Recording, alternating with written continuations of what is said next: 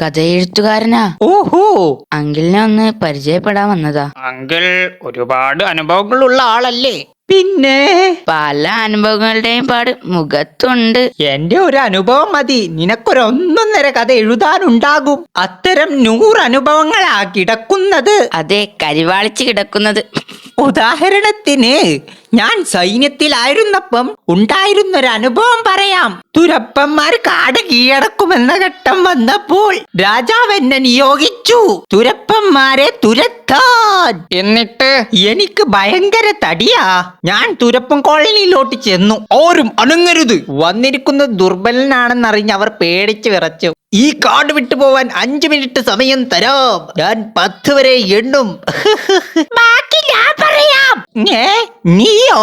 ഞങ്ങൾ ദുർബലൻ നിന്നിരുന്നതിന്റെ തൊട്ടു താഴെ ഒരു പാതാളക്കുഴി തുറന്നു. അയ്യോ,